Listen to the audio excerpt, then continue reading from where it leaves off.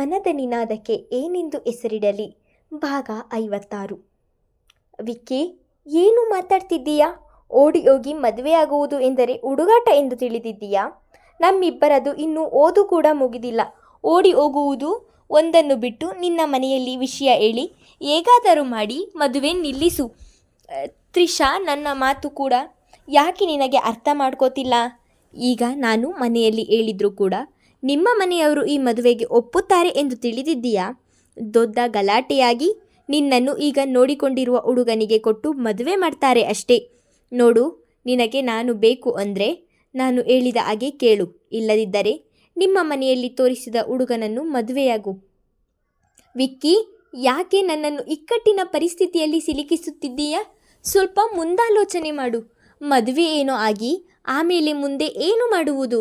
ನಿಮ್ಮ ಮನೆಯಲ್ಲಿ ನನ್ನನ್ನು ಸೇರಿಸುವುದಿಲ್ಲ ಎಂದರೆ ಆಗ ಎಲ್ಲಿಗೆ ಹೋಗುವುದು? ತ್ರಿಷಾ, ಅದೆಲ್ಲ ನನಗೆ ಗೊತ್ತಿಲ್ಲ. ಮುಂದಿನದು ಆಮೇಲೆ ನೋಡಿಕೊಳ್ಳೋಣ. ಮೊದಲು ಮದುವೆಯಾದರೆ ಸಾಕು. ನಾನು ಹೇಳಿದ ಹಾಗೆ ನಾಡಿದ್ದು ನನ್ನ ಜೊತೆ ಬಾ. ಎಲ್ಲಾದರೂ ದೇವಸ್ಥಾನದಲ್ಲಿ ಮೊದಲು ಮದುವೆಯಾಗಿ ಬಿಡೋಣ. ನಿನ್ನ ಕುತ್ತಿಗೆಗೆ ತಾಳಿ ಬಿದ್ದರೆ ಆಮೇಲೆ ಯಾರೂ ಏನು ಮಾಡಲು ಆಗುವುದಿಲ್ಲ ಎಂದು ಹೇಳಿದರೆ, ಇಲ್ಲ ವಿಕ್ಕಿ, ಏನೇ ಹೇಳಿದರೂ ನನ್ನ ಮನಸ್ಸು ಇದಕ್ಕೆ ಒಪ್ಪುತ್ತಿಲ್ಲ, ನಾನು ಬರುವುದಿಲ್ಲ ಎಂದು ಹೇಳಿದವಳ ಕೈ ಹಿಡಿದವನು, ನನ್ನ ಜೊತೆ ಬರಲು ಧೈರ್ಯ ಇಲ್ಲ ಎಂದ ಮೇಲೆ ಪ್ರೀತಿ ಯಾಕೆ ಮಾಡಬೇಕಿತ್ತು? ನೀನು ನನ್ನ ಜೊತೆ ಬರ್ತಿದ್ದೀಯಾ ಅಷ್ಟೇ ಎಂದು ಕೋಪದಲ್ಲಿ ಹೇಳಿದನು.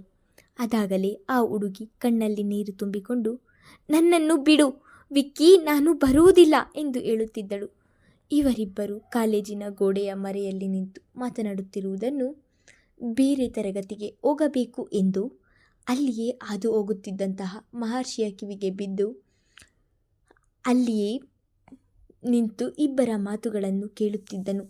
ಕೊನೆಗೆ ಆ ಹುಡುಗನ ಮಾತು ವರ್ತನೆ ಅತಿರೇಕಕ್ಕೆ ಹೋಗಿದ್ದನ್ನು ನೋಡಿ ಇನ್ನೂ ಸಹಿಸಲು ಆಗುವುದಿಲ್ಲ ಎನ್ನುವಂತೆ ಅವನ ಮುಂದೆ ಹೋಗಿ ಅವನ ಕಪಾಳಕ್ಕೆ ಜೋರಾಗಿ ಹೊಡೆದಿದ್ದನು. ಅಲ್ಲಿ ಮಹರ್ಷಿಯನ್ನು ನೋಡಿ ಹೆದರಿದ ಹುಡುಗ ಒಂದೇ ಉಸಿರಿಗೆ ಆ ಹುಡುಗಿಯ ಕೈ ಬಿಟ್ಟು ದೂರ ಸರಿದು ನಿಂತನು. ಆ ಹುಡುಗಿ ಕೂಡ ಅಲ್ಲಿ ಮಹರ್ಷಿಯನ್ನು ನೋಡಿ ತರತರ ನಡುಗಿ ಹೋದಳು. ಮಹರ್ಷಿ ಸ್ಟ್ರಿಕ್ಟ್ ಲೆಕ್ಚರರ್ ಎಂದು ಅಲ್ಲಿ ಎಲ್ಲರಿಗೂ ಕೂಡ ಗೊತ್ತು. ನಮ್ಮಿಬ್ಬರ ಮಾತನ್ನು ಸರ್ ಕೇಳಿಸಿಕೊಂಡಿದ್ದಾರೆ ಎಂದು ಅದಾಗಲೇ ಎದುರಿ ನಿಂತು ಬಿಟ್ಟಳು. ನಿಮ್ಮಂಥವರೆಲ್ಲ ಕಾಲೇಜಿಗೆ ಓದಲು ಬರುವುದಿಲ್ಲ. ಈ ರೀತಿ ಪ್ರೀತಿ ಪ್ರೇಮ ಎಂದು ಜೀವನವನ್ನು ಹಾಳು ಮಾಡಿಕೊಳ್ಳಲು ಬರ್ತೀರಾ? ನಿಮ್ಮನ್ನು ಎತ್ತವರಿಗೂ ಕೂಡ ಬುದ್ಧಿ ಇರುವುದಿಲ್ಲ. 4 ಹಸು 4 ಎಮ್ಮೆ ತಂದು ಮೇಯಿಸಿಕೊಂಡು ಮನೆಯಲ್ಲಿ ಬಿದ್ದೀರು ಎಂದು ಹೇಳುವುದನ್ನು ಬಿಟ್ಟು ಅವರು ಕಷ್ಟಪಟ್ಟರೂ ಸಹ ತಮ್ಮ ಮಕ್ಕಳು ಓದಲಿ ಎನ್ನುವ ಆಸೆಯಿಂದ ನಿಮ್ಮಂಥವರನ್ನು ಕಾಲೇಜಿಗೆ ಕಳುಹಿಸುತ್ತಾರೆ. ಅವರಿಗೆ ತಾನೇ ಏನು ಗೊತ್ತು? ತಮ್ಮ ಮಕ್ಕಳು ಓದಿ ಏನೋ ಮಾಡುತ್ತಾರೆ ಎನ್ನುವ ನಂಬಿಕೆಯ ಮೇಲೆ ಕಳಿಸುತ್ತಾರೆ.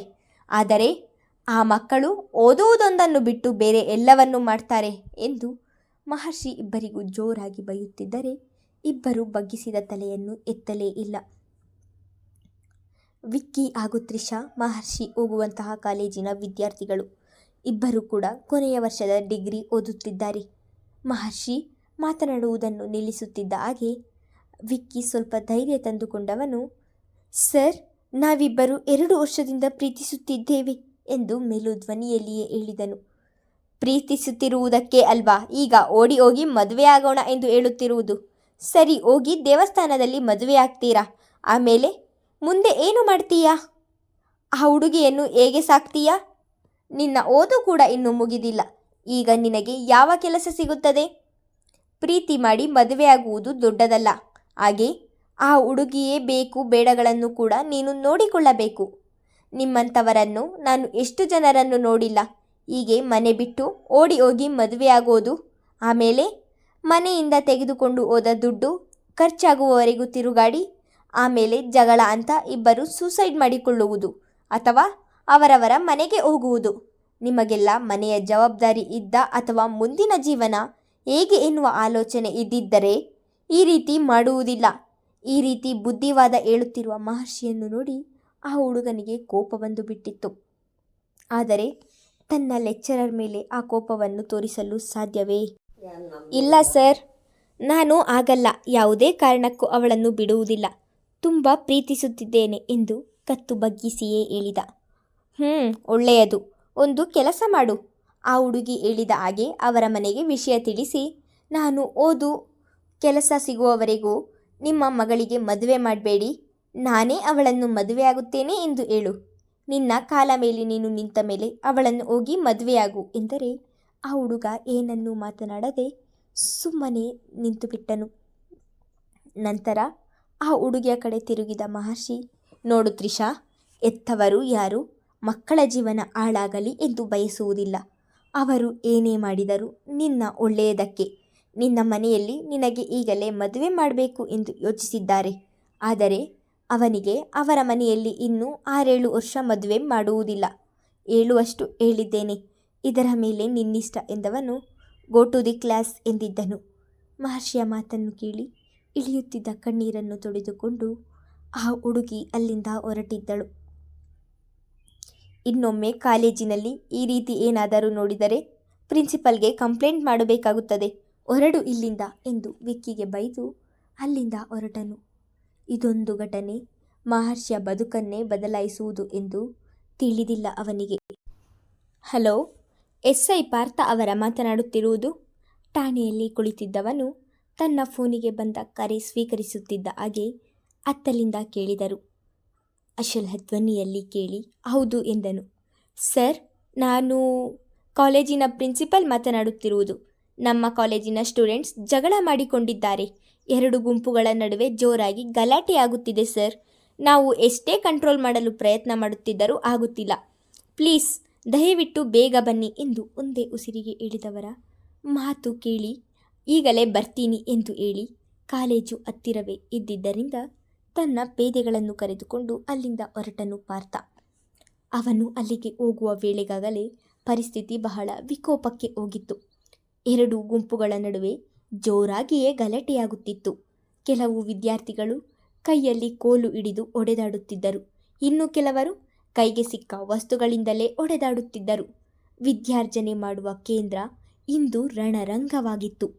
ಲೆಕ್ಚರರ್ಸ್, ಪ್ರಿನ್ಸಿಪಲ್ ಅದನ್ನು ತಡೆಯಲು ಎಷ್ಟೇ ಪ್ರಯತ್ನ ಮಾಡಿದರೂ ಆಗದೆ ಕೊನೆಗೆ ಸೋತವರು ಪೊಲೀಸಿನ ಮೊರೆ ಹೋಗಿದ್ದರು. ಬೇರೆ ಯಾರಾದರೂ ಆಗಿದ್ದರೆ ಅವರನ್ನು ಸ್ಟೇಷನ್ಗೆ ಕರೆದುಕೊಂಡು ಹೋಗಿ ಹೊಡೆಯುತ್ತಿದ್ದರೇನೋ. ಆದರೆ ವಿದ್ಯಾರ್ಥಿಗಳು ಈ ರೀತಿ ಗಲಾಟೆ ಮಾಡುವುದನ್ನು ಸಹಿಸುವುದಿಲ್ಲ ಅವನು. ಪೇದೆಗಳು ಅವರು ಹಿಡಿದಿರುವ ಬೆತ್ತದ ಲಾಠಿಯನ್ನೇ ತೆಗೆದುಕೊಂಡು ಗಲಾಟೆ ಮಾಡುತ್ತಿದ್ದ ಎಲ್ಲ ಹುಡುಗರಿಗೂ ಒಂದೇ ಸಮ ಹೊಡೆಯುತ್ತಿದ್ದರು. ಅವರ ಕೋಪ ಎಷ್ಟಿತ್ತೆಂದರೆ ಯಾರಿಗೂ ಅದನ್ನು ಅಂದಾಜಿಸಲು ಆಗುತ್ತಿರಲಿಲ್ಲ. ಅವನು ಹೊಡೆಯುತ್ತಿದ್ದ ಒಂದೊಂದು ಏಟಿಗೂ ವಿದ್ಯಾರ್ಥಿಗಳು ತತ್ತರಿಸಿ ಹೋಗುತ್ತಿದ್ದರು. ಕೆಲವರು ಅಮ್ಮ, ಅಪ್ಪ ಎಂದು ಕೂಗುತ್ತಿದ್ದರು.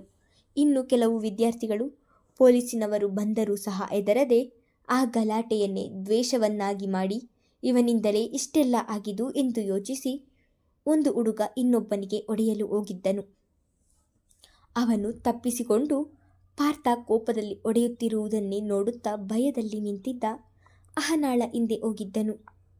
ಆ ಹುಡುಗನಿಗೆ ಬೀಳಬೇಕಾಗಿದ್ದಂತಹ ಏಟು ಅಹನಾಳ ಕೈಗೆ ಬಿದ್ದು ರಕ್ತ ಬರಲು ಶುರುವಾಗಿತ್ತು. ಅವಳು ಅಮ್ಮ ಎಂದು ಜೋರಾಗಿ ಕೂಗಿದ ಮೇಲೆ ಎಲ್ಲರ ಗಮನ ಆ ಕಡೆ ಹರಿದದ್ದು. ಕೂಗಿದ ಶಬ್ದಕ್ಕೆ ಅವಳೆಡೆಗೆ ತಿರುಗಿದವನು ಅಹನಾ ಕೂಡ ಇದೇ ಕಾಲೇಜಿನಲ್ಲಿ ಓದುತ್ತಿದ್ದಾಳೆ ಎಂದು ಈಗ ತಿಳಿಯಿತು ಪಾರ್ಥನಿಗೆ. ಪಾರ್ಥ ಆ ಹುಡುಗಿಯ ಕಡೆ ನೋಡುತ್ತಿರುವಾಗಲೇ ಯಾರೋ ಒಬ್ಬ ಹುಡುಗ ಪಾರ್ಥನಿಗೆ ಕಲ್ಲು ಎಸೆದು ಅದು ಪಾರ್ಥನ ಕುತ್ತಿಗೆಗೆ ಗಾಯ ಮಾಡಿತು. ಏಕೋ ಇದು ಅತಿರೇಕಕ್ಕೆ ಹೋಗುತ್ತಿದೆ ಎಂದು ಆಲೋಚಿಸಿದವನು ತನ್ನ ಸೊಂಟದಲ್ಲಿ ಸಿಕ್ಕಿಸಿದಂತಹ ಪಿಸ್ತೂಲ್ ತೆಗೆದು ಗುಂಡು ಹಾರಿಸಿದನು. ಅವನು ಗುಂಡು ಹಾರಿಸಿದ ಶಬ್ದ ಕೇಳಿ ಇಡೀ ಕಾಲೇಜು ನಿಶ್ಶಬ್ದವಾಗಿ ನಿಂತಿತು. ಅಮ್ಮ ಎಂದು ರಕ್ತ ಸೋರುತ್ತಿದ್ದ ಕೈಯನ್ನು ಹಿಡಿದು ಅಳುತ್ತಿದ್ದ ಅಹನಾಳ ಬಳಿಗೆ ಬಂದವನು ಅವಳ ಕೈಯನ್ನು ಹಿಡಿಯುತ್ತಾ ರಕ್ತ ಹೆಚ್ಚಾಗುತ್ತಿದೆ ಎಂದು ಅರಿವಾದಾಗ ತನ್ನ ಪೇದೆಗಳಿಗೆ, ಇಲ್ಲಿ ಗಲಾಟೆ ಮಾಡುತ್ತಿರುವ ಪ್ರತಿಯೊಂದು ಹುಡುಗರನ್ನು ಸ್ಟೇಷನ್ಗೆ ಕರೆದುಕೊಂಡು ಹೋಗಿ, ಒಬ್ಬರನ್ನೂ ಬಿಡಬೇಡಿ. ಬರುವುದಿಲ್ಲ ಎಂದರೆ 4 ಬಾರಿಸಿ ಎಳೆದುಕೊಂಡು ಬನ್ನಿ, ನಾನು ಆಮೇಲೆ ಸ್ಟೇಷನ್ಗೆ ಬರ್ತೀನಿ ಎಂದು ಹೇಳಿದವನು ಪಿಸ್ತೂಲನ್ನು ಅದರ ಸ್ವಸ್ಥಾನಕ್ಕೆ ಇರಿಸಿ ಅಹನಾಳನ್ನು ತೋಳಿಗೆರಿಸಿಕೊಂಡು ತನ್ನ ಚೀಪಿನ ಬಳಿಗೆ ಹೋಗಿದ್ದನು. ಮುಂದುವರೆಯುವುದು. ಧನ್ಯವಾದಗಳು.